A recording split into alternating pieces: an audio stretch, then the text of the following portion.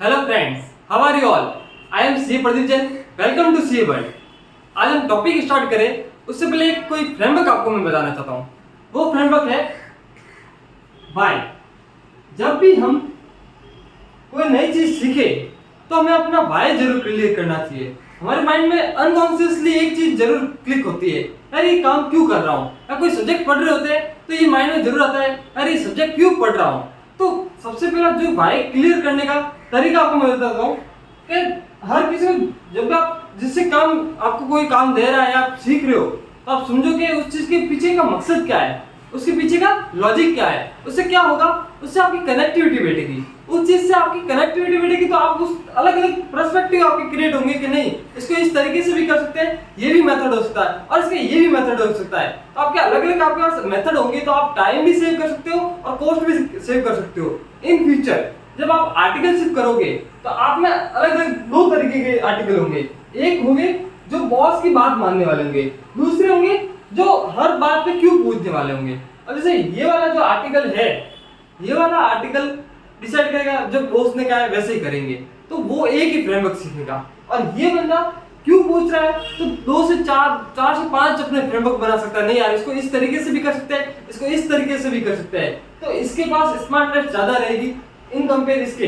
तो मतलब जब भी इन फ्यूचर कोई दूसरी दिक्कत भी आ गई तो ये आसानी से सॉल्व कर सकता है, क्योंकि इसको पता है कि इसका अपने पर्पज क्या है कि भाई इसको अपन को रिटर्न फाइल करना है तो अपन को भाई गवर्नमेंट को बतानी है, इनकम बतानी है या फिर बैंक के लिए किसी पर्पज के लिए, जो पर्पज क्या है तो उसको पर्पज पता है तो कोई भी रास्ता वो चूज करके उस रास्ते तक पहुंच सकता है। इसलिए अपने लाइफ में व्हाई जरूर क्लियर करना। नेक्स्ट अपना फ्रेमवर्क में बात करते हैं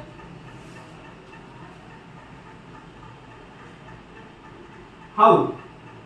जब व्हाई क्लियर हो जाता है तब हाउ की बारे में आती है। हाउ का मतलब स्ट्रेटजी और प्लानिंग, मतलब क्या स्ट्रेटजी होगी, क्या प्लानिंग होगी उस चीज को मतलब करने में। फॉर एग्जांपल आप सी कर रहे हो तो सी आपको पता है कि क्यों कर रहे हैं, अब क्या स्ट्रेटजी होनी चाहिए। मतलब सी फाउंडेशन अपन कर रहे हैं तो क्या स्ट्रेटजी से पढ़ना है, क्योंकि एक बात बताओ हार्डवर्क तो हर कोई कर रहा है, मतलब सबको पता है कि सी करने के लिए हार्डवर्क चाहिए, लेकिन हार्डवर्क के साथ स्मार्ट वर्क जरूरी है। मतलब आपको पता है कि भाई ये भी मेथड है, ये भी मेथड है, ये भी मेथड है, पर कौन सी मेथड से मैं चलूं जिससे मैं पास हो जाऊं और अच्छे मार्क्स से। ऐसा देखो हार्डवर्क करने से पास होना 12th तक था, 12th तक आप हार्डवर्क आपने बहुत ज्यादा कर लिया, लेकिन अब वो जमाना नहीं रहा।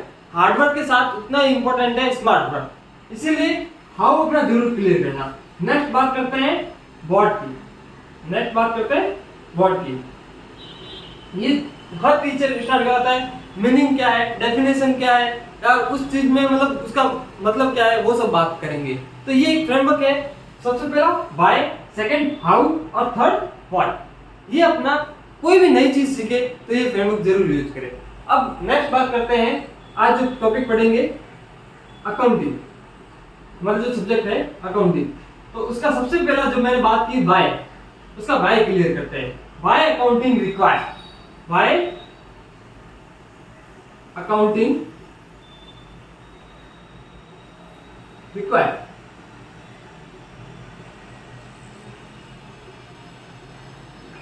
हमारे माइंड में ये जरूर नहीं आया क्वेश्चन कि हमें अकाउंटिंग की क्या जरूरत पड़ी, हमारा जीवन ऐसे चल रहा था, कहाँ इस सब्जेक्ट को इंट्रोड्यूस करने की प्रॉब्लम दिक्कत आई। तो वो चीज समझो, जब 12th सेंचुरी में लोगों को माल किसी दे देते थे, पैसा नहीं आ रहा था, अब पैसा किसी को उधार दे देते थे तो उनका टाइम पे नहीं आ रहा, पता नहीं चल रहा किससे कितना पैसा उधार है, किससे कितना पैसा लेना है, किसको कितना देना है, कुछ प्रॉपर आइडेंटिफाई नहीं हो रहा था। इसलिए 12th सेंचुरी में जो लोग नॉलेजेबल थे, बड़े बड़े बिजनेसमैन थे, उन्होंने कहा नहीं ऐसे तो नहीं चल सकता है, हमें प्रॉपर रिकॉर्ड करना पड़ेगा, हमारी हर चीज को रिकॉर्ड करना पड़ेगा। तो उन्होंने अपनी चीजों को, जैसे फॉर एग्जांपल मैंने किसी को सेल किया तो Jatin, I sell to Jatin, sell to Jatin. अब परचेज किया तो मैंने purchase from Harish, purchase from Harish. इस तरीके से नॉर्मली वो रिकॉर्ड करते थे। किसी को पैसा दिया तो the money given to the, तो इस तरीके से वो रिकॉर्ड करते थे। अब इसमें थोड़ी लूपहोल लूपहोल क्या था? इसमें सबसे बड़ा लूपहोल क्या आ रहा था कि आप भी बताओ, एक नॉर्मली अपन समझे इसमें लूपहोल क्या हो रहा है? इसमें ओनली एक ही चीज रिकॉर्ड हो रही है और एक आपके माइंड में नहीं आता कभी कि यार मेरा माल आ रहा है तो कुछ ना कुछ जा रहा है, कैश जा रहा है, या फिर माल मैंने किसी को बेचा तो उसके बदले कुछ ना कुछ आया। मतलब हर ट्रांजेक्शन के दो इफेक्ट हो रहे हैं, लेकिन अपन किसको कितना रिकॉर्ड कर रहे हैं? ओनली एक। इसलिए 15th सेंचुरी में किसमें 15th सेंचुरी में 15th सेंचुरी में लूका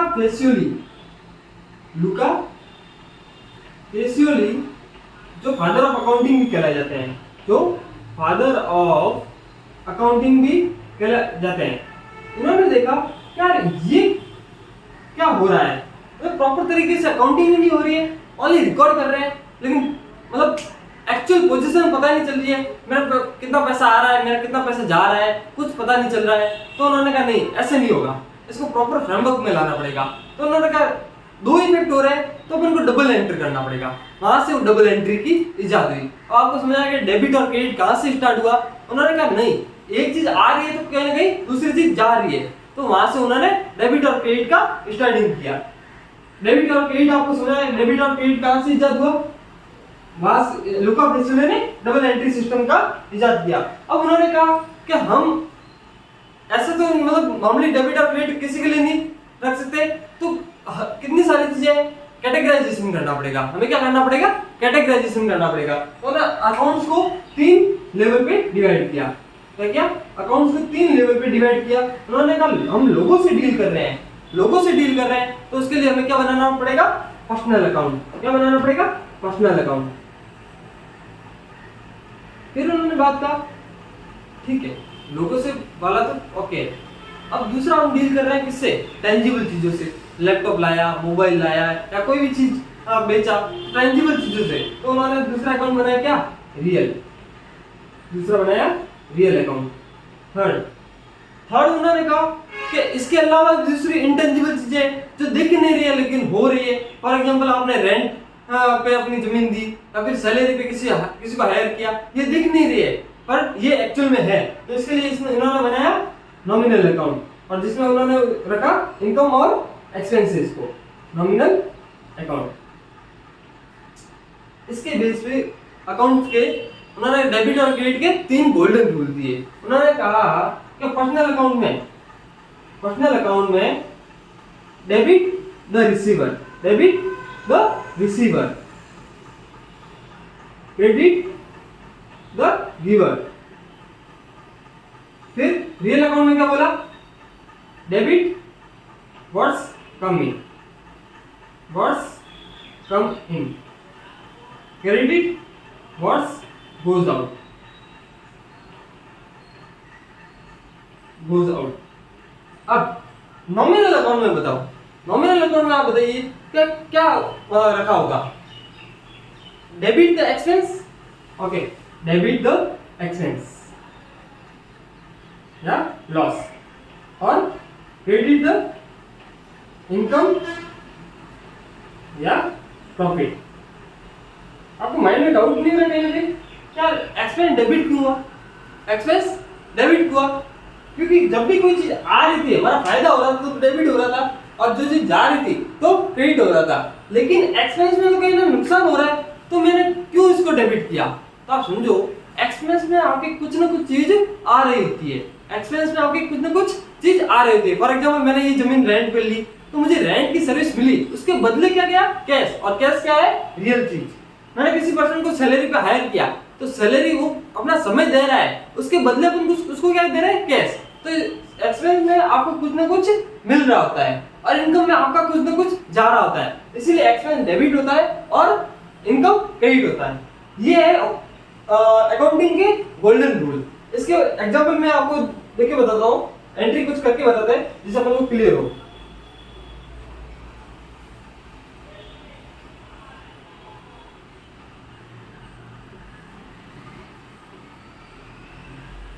जैसे एंट्री है,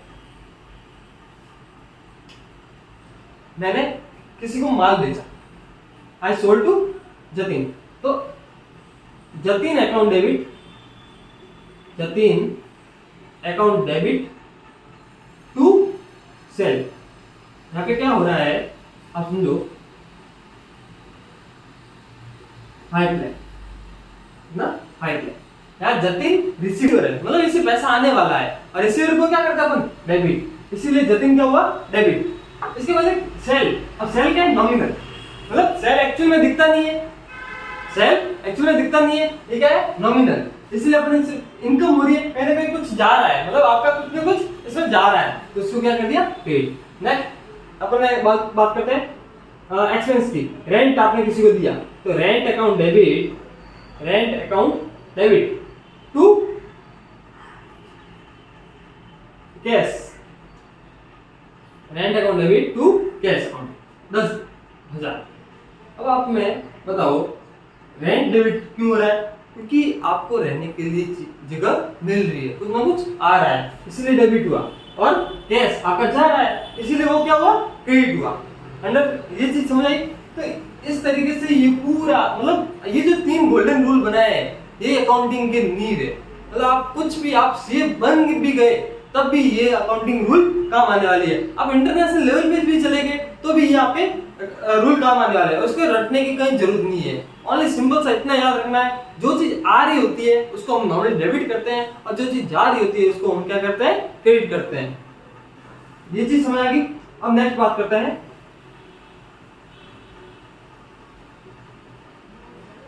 अपने अकाउंटिंग के एबीसीडी पे। हम क्या बात करते हैं, अकाउंटिंग के एबीसीडी पे। अकाउंटिंग की 5 टर्मिनोलॉजी जो आपको जानना होना कंपल्सरी है। फर्स्ट है असेट्स, फर्स्ट है असेट्स, सेकंड है लायबिलिटी, सेकंड है लायबिलिटी, थर्ड है एक्सपेंस, फोर्थ है इनकम, फिफ्थ है इक्विटी या कैपिटल। ये बहुत, मतलब ये जिसको समझ पार्ट टर्मिनोलॉजी अच्छे से समझ आएगी तो आपको अकाउंटिंग के बेसिक्स और फंडामेंटल आपके क्लियर हो जाएंगे। तो सबसे पहला मैं बात करूं असेट्स का मतलब क्या होता है। असेट्स का मतलब क्या होता है, नॉर्मली लोग समझते हैं कि मेरे पास गाड़ी पड़ी है, अब एक घर है, अब जो चीजें है वो मेरा असेट्स है। पर नॉर्मली एक टर्मिनोलॉजी यूज करें तो क्या होगा, टर्मिनोलॉजी है असेट्स का सिंपल सा मीन बोलूं तो जिस पे आपका अधिकार है, जिस पे आपका अधिकार है।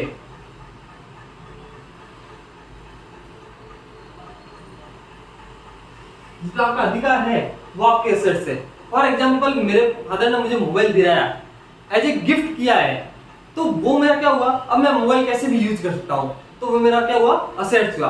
और मोबाइल मुझे मेरे फादर ने मोबाइल ओनली यूज करने के लिए दिया, मैं किसी ट्रिप पे गया और उन्होंने मुझे यूज करने के लिए दिया, तो वो मेरा असेट्स हुआ, क्या हुआ, वो मैं मेरा लायबिलिटी हुआ। क्यों, मुझे वो वापस देना है, वो ओनली मेरे कुछ टाइम पीरियड के लिए मेरे पास है, लेकिन कहीं ना कहीं वो मुझे वापस देना है। तो हमारा असेट्स क्या होगा, जिसमें मेरा अधिकार है, जिसको मैं किसी भी तरीके से यूज कर सकता हूँ, उसे हम क्या कहेंगे, असेट्स।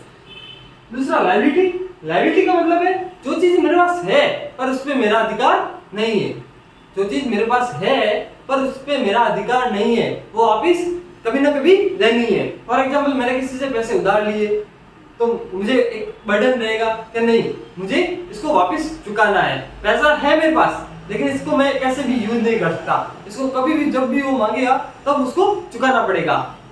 जैसे किसी सैलरी, किसी की अपन ने किसी को काम करवाया और उसको अभी तक पैसा नहीं दिया है, तो कहीं ना कहीं मेरी लायबिलिटी है, कहीं ना कहीं माइंड में है कि यार इसको पैसा देना है, कहीं ना कहीं पैसा देना है। तो लायबिलिटी का मतलब जो चीज मेरे पास है पर उसका उसका मुझे अधिकार नहीं है, उसे यूज करने का मुझे अधिकार नहीं है। एक्सपेंस का मतलब तो आपको बताएं नॉर्मली जो खर्चा है, जो आप नॉर्मली डे टू डे आप सुविधा यूज करते हो तो उसे क्या कहते हो, एक्सपेंस। थर्ड फोर्थ बात करें इनकम, जो आप अर्न कर रहे हो उसे नॉर्मली इनकम कहेंगे। और पांचवी टर्मिनोलॉजी जो आपको सबको ध्यान में होनी चाहिए, इक्विटी एंड कैपिटल क्या होता है। ये ज्यादातर बच्चे जो साइंस और आर्ट्स से होते हैं उनको ये समझ नहीं आता कि यार ये मतलब कैपिटल वर्ड यूज करें लेकिन होता क्या है। तो इसका सिंपल और मतलब नॉर्मल भाषा में बोलूं तो ऑनर के मतलब ऑनर ने जो इंट्रोड्यूस की होती है बिजनेस में कैपिटल, उसको क्या कहते हैं, ओनर ने जो कैश इंट्रोड्यूस की होती है, इन्वेस्ट किया होता है बिजनेस में, उसे कहते हैं कैपिटल। ये हुई बिजनेस की 5 टर्मिनोलॉजी। इसके साथ ही हमें पता चल गया कि अकाउंटिंग क्यों की जाती है। ओके, अब नेक्स्ट वीडियो में हम बात करेंगे कि अकाउंटिंग किस तरीके, मतलब हमारे जो सीए फाउंडेशन में कौन कौन से चैप्टर आने वाले हैं, और नेक्स्ट किस तरीके से उसे अप्रोच करना है, किस तरीके से अपने एबीसीडी एनालाइज करेंगे, कौन कौन से चैप्टर पे ज्यादा फोकस करना है, कौन पे कम, और उससे कम, मतलब पूरी तरह से जानने की हम कोशिश करेंगे। Thank you and good bye.